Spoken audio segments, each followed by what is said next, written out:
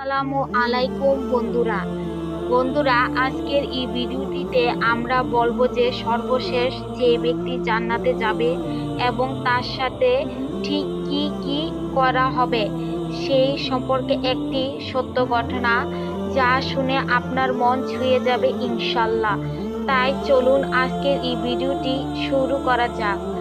আল্লাহর প্রিয় রাসূল সাল্লাল্লাহু আলাইহি ওয়াসাল্লাম বলেন, সর্বশেষ যে ব্যক্তি জান্নাতে প্রবেশ করবে সে পুল সিরাত একটু হাঁটবে আবার পড়ে যাবে, জাহান্নাম তাকে আঘাত করবে।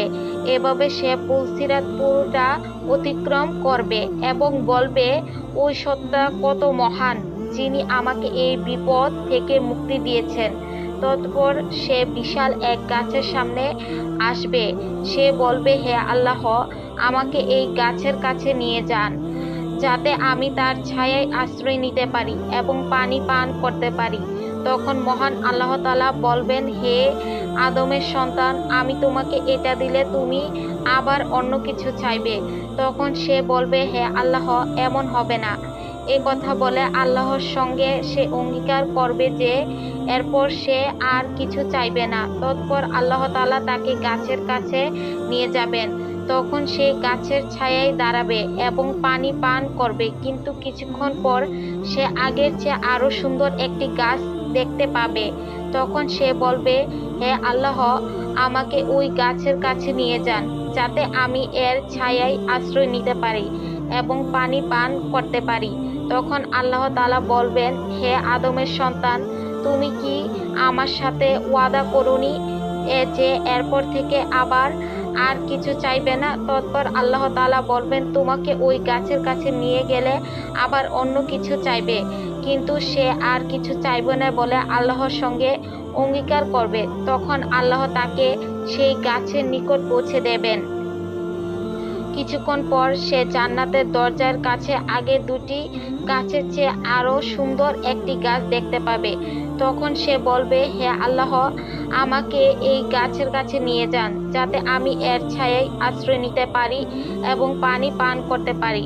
তখন আল্লাহ তাআলা বলবেন, হে আদমের সন্তান, তুমি কি আমার সঙ্গে ওয়াদা করোনি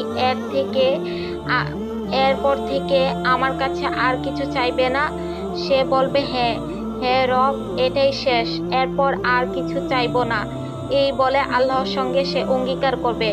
আল্লাহ তাআলা বান্দার প্রার্থনা কবুল করে তাকে গাছের কাছে পৌঁছে দেবেন। জান্নাতের দরজার কাছে আসার পর সে জান্নাতবাসীর আওয়াজ শুনতে পাবে। তখন সে বলবে, হে রব, আমাকে এখানে প্রবেশ করিয়ে দিন। তখন তাকে আল্লাহ বলবেন, যাও, জান্নাতে প্রবেশ করো। সে বলবে, এখানে আমি কিভাবে থাকবো? মানুষ তো সব স্থান দখল করে আছে। তখন আল্লাহ তাআলা বলবেন, হে আদমের সন্তান, তোমাকে কি দিলে তুমি সন্তুষ্ট হবে? দুনিয়ার কোনো বাদশার মতো হলে তুমি সন্তুষ্ট হবে? সে বলবে, হ্যাঁ, হে রব, আমি সন্তুষ্ট হব। তখন আল্লাহ বলবেন, তোমাকে এর চেয়ে বেশি, এর চেয়ে বেশি, এর চেয়ে বেশি, এর চেয়ে বেশি দিলাম। পঞ্চমবারে সে বলে উঠবে, হে রব, আমি সন্তুষ্ট। আল্লাহ তাআলা বলবেন, এগুলোর সঙ্গে তোমাকে আরো 10 গুণ বাড়িয়ে দিলাম। তোমার চোখ ও মনের সব কামনা বাসনা পূরণ করো। অন্য বর্ণনায় পাওয়া যায়, রাসূলুল্লাহ সাল্লাল্লাহু আলাইহি ওয়াসাল্লাম বলেন, আল্লাহ তাআলা বলবেন, তুমি যে পরিমাণ ইচ্ছা করেছ তা এবং দুনিয়ার 10 গুণ জায়গা তোমাকে দেওয়া হলো। এই কথা শুনে সে বলবে, আপনি আমার সাথে ঠাট্টা করছেন, অথচ আপনি হলেন সর্বশক্তিমান। বর্ণনাকারী ইবনে মাসউদ রাদিয়াল্লাহু তাআলা আনহু বলেন, এই সময় আমি রাসূল সাল্লাল্লাহু আলাইহি ওয়াসাল্লামকে এমনভাবে হাসতে দেখেছি যে তার মাড়ির দাঁত পর্যন্ত প্রকাশ হয়ে পড়েছে। সুবহান আল্লাহ। এরপর আল্লাহ তাআলা বলবেন, তুমি আরো চাও, এটা চাও, ওটা চাও। আল্লাহ তাআলা সমস্ত মনের ইচ্ছা পূরণ করে দিয়ে তাকে সেই জান্নাতে প্রবেশ করার জন্য অনুমতি দেবেন।